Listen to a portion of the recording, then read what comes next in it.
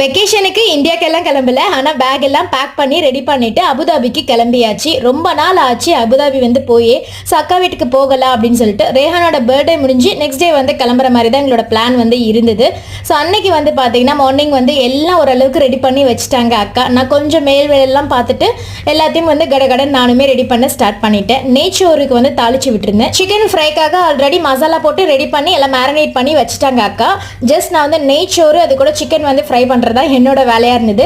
Chicken குருமாவும் வந்து அதுக்கு காம்பினேஷனாக ready பண்ணியாச்சு ஆல்ரெடி. இன்னைக்கு வந்து பார்த்தீங்கன்னா சிக்கன் ஃப்ரை வந்து கொஞ்சம் என்னோட ஸ்டைலில் வந்து பண்ணலாம் அப்படின்னு சொல்லிட்டு கருவேப்பிலை, ஜீரகம், அது கூட வந்து கார்லிக் எல்லாத்தையும் சேர்த்துட்டு நல்லா சிக்கனை ஃப்ரை பண்ணி எடுத்துட்டு அது கூட வந்து மிக்ஸ் பண்ணி விட்டாச்சு. எல்லா வேலையும் வந்து ரொம்ப சூப்பராக வந்து முடிஞ்சாச்சு. வீக் டேஸ் ஃபுல்லாகவே கொஞ்சம் வந்து அப்படியே போராக போகும். வீக்கெண்ட் வந்தால் தான் ஒரு ஜாலி. அதுவும் வந்து அக்கா வீட்டுக்கெல்லாம் வரோம்னா பயங்கர குஷி தான். ஈவினிங் வந்து பார்த்தீங்கன்னா கொஞ்சம் ரிலாக்ஸாக அப்படியே வாக்கிங் மாதிரி வந்து போயிட்டு கொஞ்சம் கடைக்கெல்லாம் போகலாம் அப்படின்னு சொல்லிட்டு எங்கே போனாலும் சரி இந்த மாதிரி கொஞ்சம்